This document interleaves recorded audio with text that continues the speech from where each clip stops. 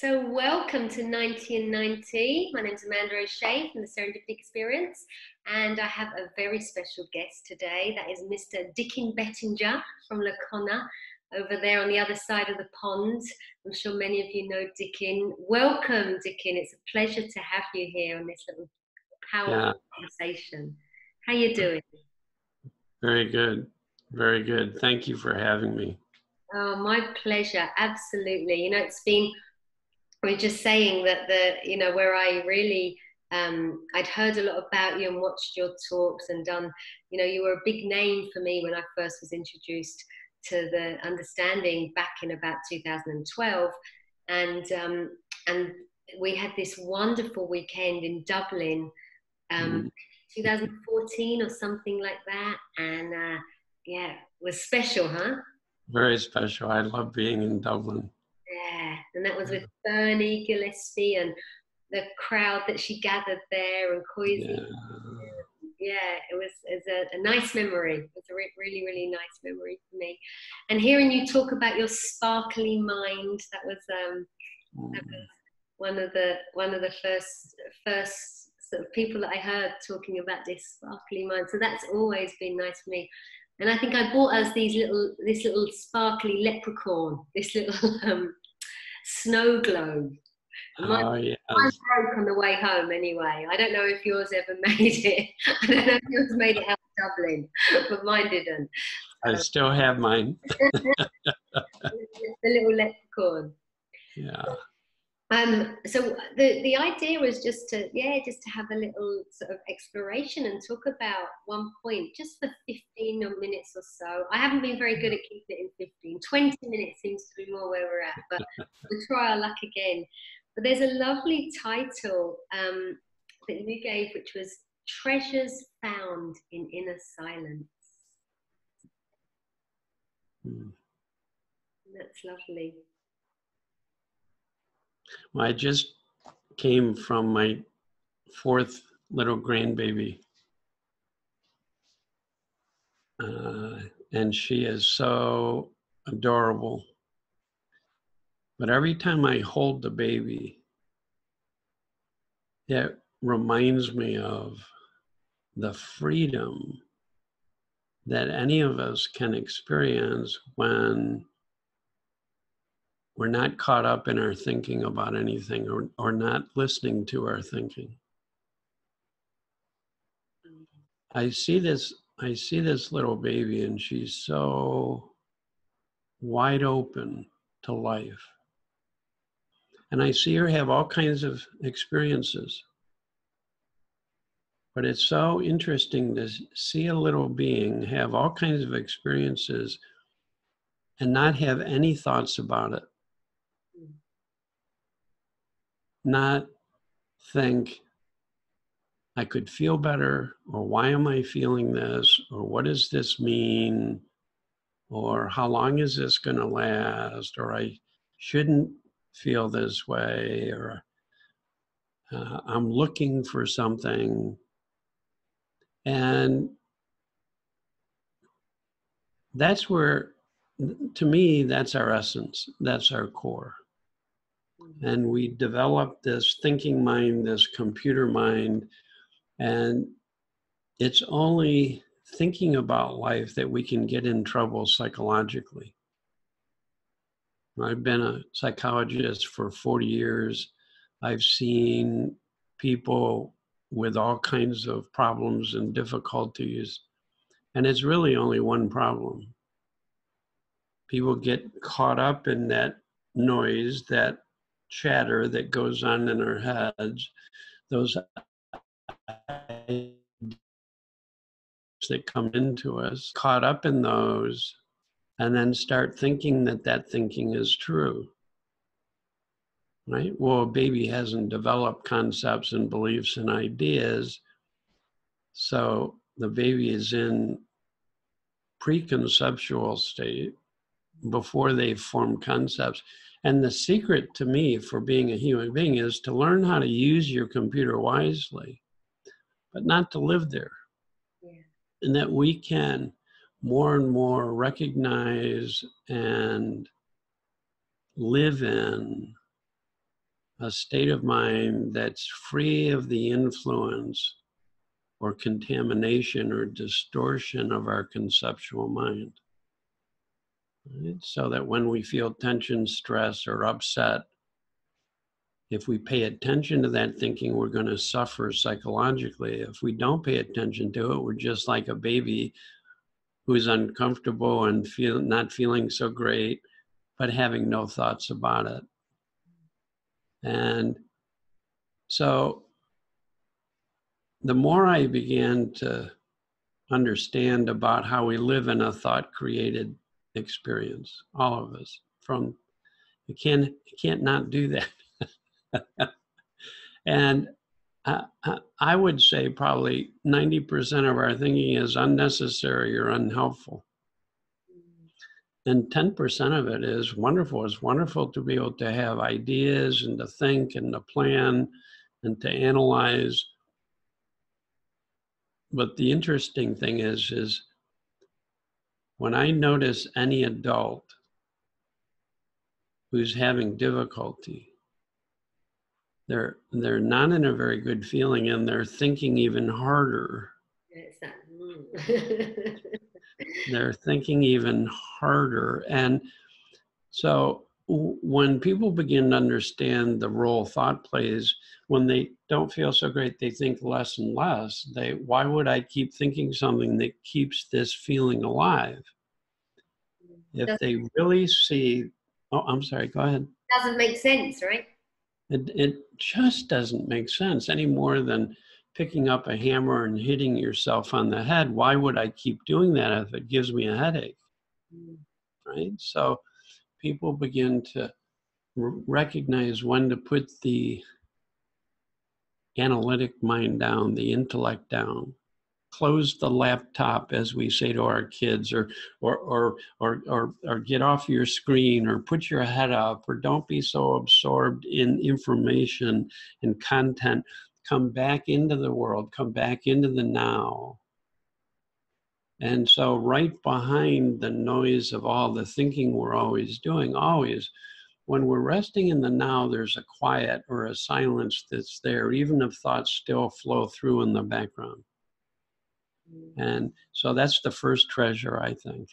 It's like that pureness. When you talk about, anybody that's got a new, I don't know how old baby number 4 is, granddaughter, is it number 4? But seeing that pureness, that, like you would describe, unconditional love, that's us. It's pure. That's the only way people can find peace of mind, is when we close the laptop and are resting in the now. It feels good, it's relaxing, it's effortless, it's peaceful. Even if you have a thought storm going on, you can be at peace in the midst of that thought storm. Right? So that's to think that's that peace, that innate peace is always there, and we just sort of drop into it. And in that peace, you see, people don't tend to stay there very long, because the peace is a place where you don't know anything intellectually anymore. You don't know what to do. You don't know what to say. You don't know how to say it. You don't know how to deal with a problem. You don't. But the paradox is that in that peace, in that quiet, as we rest there in the intellect unknown, that's the heart knowing. That's where heart knowing happens. Heart knowing is different. It's not of the intellect. It's a different kind of knowing. Like when you drive a car, if you're too caught up in your thinking, you can get into an accident. And when you're not so distracted by your thinking, you become more present. There's more openness. And then we just know what to do without even thinking about it. We know when to, here we're making life and death decisions without thinking about it. Right? I used to think that if I had a problem or an issue, I had to think about it in order to deal with it. So I would spend countless hours thinking about it in a way that lowered my spirits and made me anxious or got me more and more upset. And now more of the time it's the opposite. Is when I feel worried or tense or stressed or upset, it's an invitation to turn off my laptop, turn off my computer, Turn it down.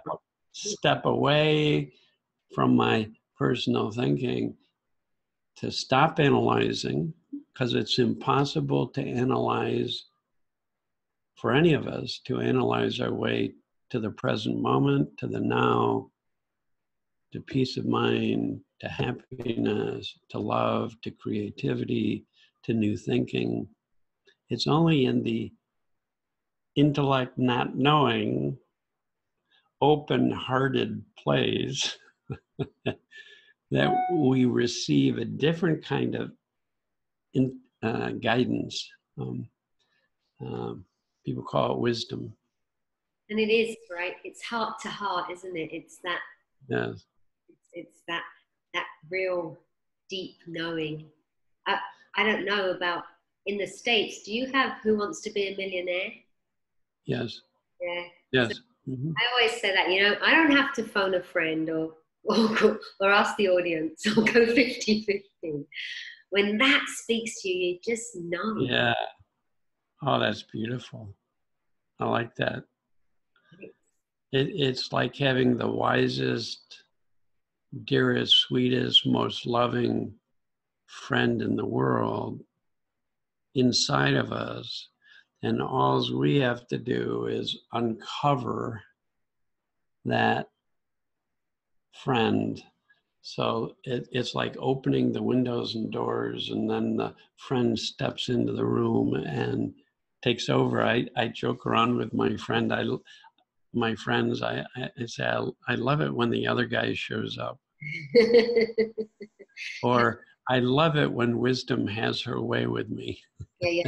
Her wicked way. Yeah, and it's available to everyone, right? It's always there. It's always there. It's, Everyone. so peace of mind, happiness, a feeling, when my head clears, the feelings that are created or come into me lift my spirits.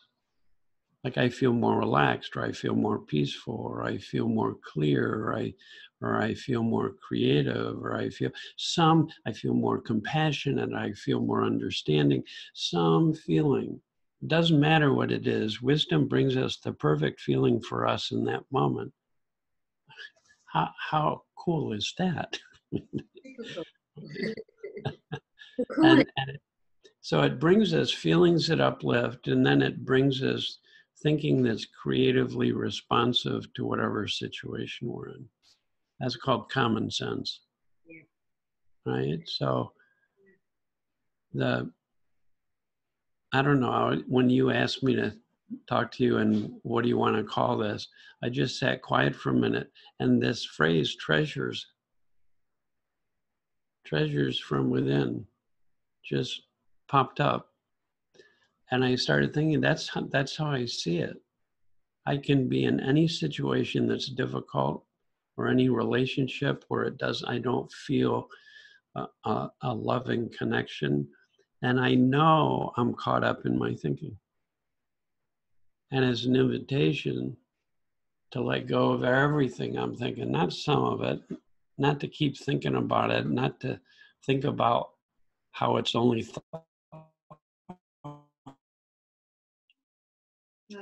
no, is the now is simpler than all of that. It's not having to remember anything. It's just falling open. And in that openness, when our mind's open, our heart's open.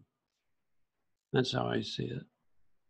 And it's For no, so lovely you talking about common sense, because I think it's very underestimated, that good old fashioned common sense. oh my gosh. Well, common sense is a knowing that includes the intellect, but it's way more than anything the intellect can come up with. The intellect you can only Google information on the intellect. You can't get creative responses out of the intellect. You can get a lot of processed information, but you wouldn't go to your computer and say, should I marry this person or not? Should I cross the street now or not? I mean, you can get all kinds of information, but you don't get that extra, that knowing, that heart knowing, right? And so common sense. One time my teacher, Sydney Banks, said, if the only thing people learned was how to listen for and trust and follow their common sense, the whole world would change. Everything would change. Every person would change. Every person would become healthier and healthier psychologically. No exception. Because most often we get into trouble, I do, when I'm caught up in my thinking and then just make a decision from there, rather than allow that thinking to fall away and then in that clarity, intuitively know what to do. Oh, this makes sense. Oh, this feels right. Oh, and then you just find yourself being moved by this deeper intelligence, even without having to think about it. You find yourself saying something or doing something that is spontaneous. Wisdom is a spontaneous response to life. It's not a thought out reaction to life. So there's another treasure, is that spontaneous living from the heart. What a treasure. Yeah. You know, silence pregnant with new possibilities. What a treasure. Joy that has nothing to do with circumstance. What a treasure. Peace of mind. Oh my gosh. One time they interviewed 600 top business executives. What is it you most want in life? And by far the majority answer was just some peace of mind.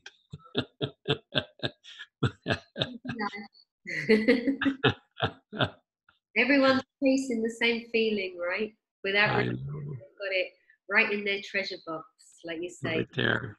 The Right heart there. treasure box, right? Yeah, that's right.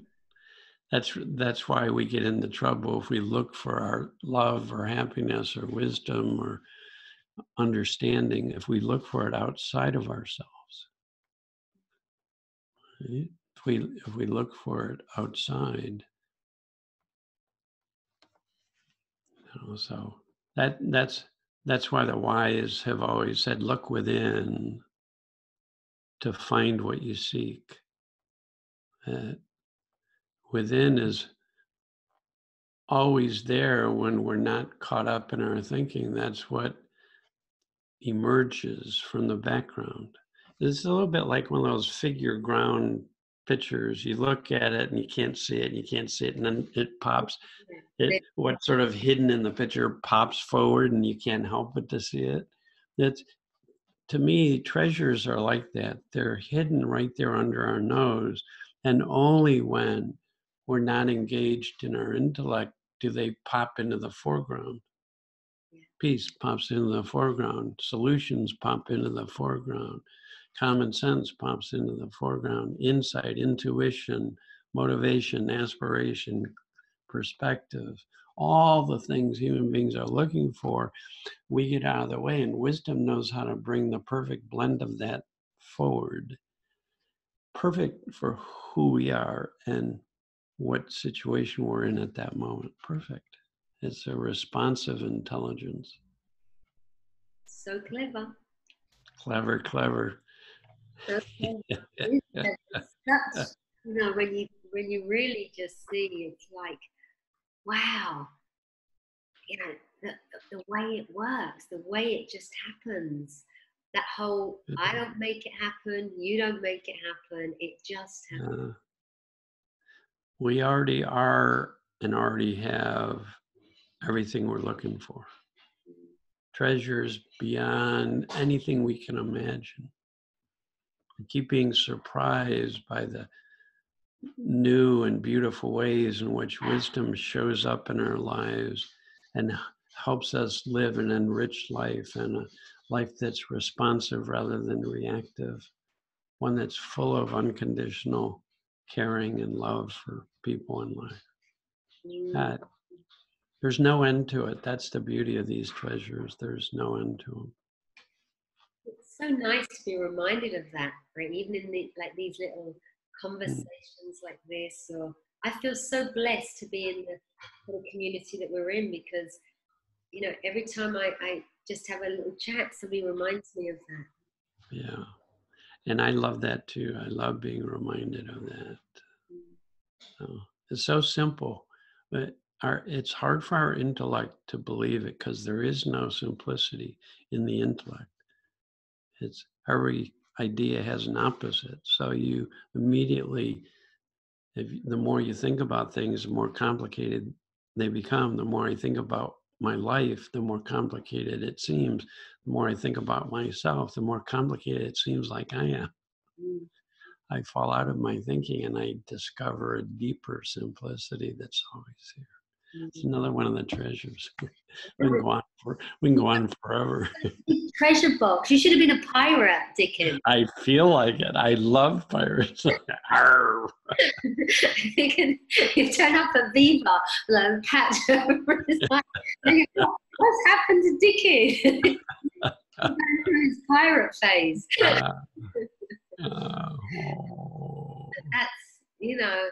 That's how it is, right? The treasure.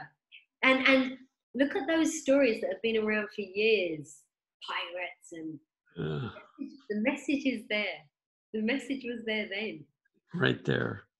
Right there. In every movie, it's in every song, it's in. Yeah.